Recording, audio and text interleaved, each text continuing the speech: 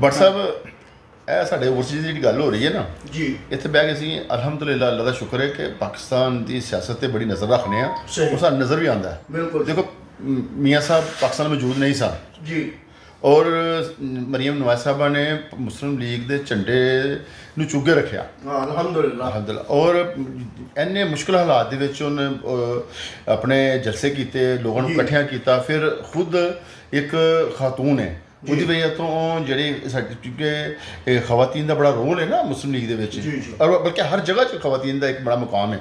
ਤੇ ਉਹਦੇ ਮੁਤਲਕ ਹਜ਼ਾਰੇ ਸਾਡੇ ਨਬੀ ਪਾਕ ਸੱਲੱਲਾਹੁ ਅਲੈਹਿ ਵਸੱਲਮ ਨੇ ਵੀ ਫਰਮਾਇਆ ਕਿ ਅਸੀਂ ਬਰਾਬਰ ਹਾਂ।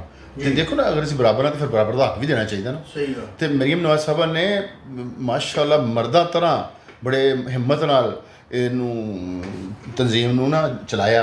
ਔਰ ਅੱਜ ਦੇਖੋ ਉਹਦਾ ਸਮਰ ਹੈ ਕਿ ਅੱਜ ਦੇਖੋ ਪਾਕਿਸਤਾਨ ਮੁਸਲਿਮ ਲੀਗ ਇਨਸ਼ਾਅੱਲਾ ਹੁਕੂਮਤ ਪਾਕਿਸਤਾਨ ਮੁਸਲਿਮ ਲੀਗ ਨੂੰ ਹੁੰਦੀ ਹੋਣੀ ਹੈ। ਮਿਹਨਤ ਕਰਦਾ ਨਾ ਉਹ ਕਾਮਯਾਬ ਜ਼ਰੂਰ ਹੁੰਦਾ। ਮੁਸਲਿਮ ਲੀਗ ਦੇ ਬੰਦਿਆਂ ਨੇ ਮਿਹਨਤ ਕੀਤੀ ਹੈ, ਲੋਕਾਂ ਨੂੰ ਦੱਸਿਆ ਹੈ ਕਿ ਮੁਸਲਿਮ ਲੀਗ ਨੂਨ ਹੀ ਪਾਕਿਸਤਾਨ ਦੀ ਖਾਲਕ ਜਮਾਤ ਹੈ ਔਰ ਪਾਕਿਸਤਾਨ ਦਾ ਦਰਦ ਰੱਖਦੀ ਹੈ। ਔਰ ਦੇਖਣਾ ਪਾਕਿਸਤਾਨ ਨੂੰ ਸਵਾਰਨ 'ਚ ਵੀ ਇਹਦਾ ਖਾਸ ਹਮੇਸ਼ਾ ਖਾਸ ਕਿਰਦਾਰ ਰਿਹਾ। ਔਰ ਮੁਸਲਿਮ ਲੀਗ ਨੂਨ ਦੀ ਹੁਕੂਮਤ ਆਣੀ ਹੈ ਔਰ ਇਹ ਮੁਸ਼ਕਲਾਂ ਦੂਰ ਹੋ ਜਾਣੀਆਂ, ਮੈਂ ਅਕਸਰ ਕਹਿਣਾ ਪਿਆ। ਔਰ ਇਹ ਜਿਹੜੇ ਵੀ ਪਾਕਿਸਤਾਨ ਦੇ ਜਿੰਨੇ ਵੀ ਮੁਸਲਿਮ ਲੀਗ ਦੇ ਬੰਦੇ ਨੇ ਜਿਨ੍ਹਾਂ ਨੇ ਮਿਹਨਤਾਂ ਕੀਤੀਆਂ ਨੇ, ਇਹਨੇ ਰੰਗ ਲਿਆਉਣਾ।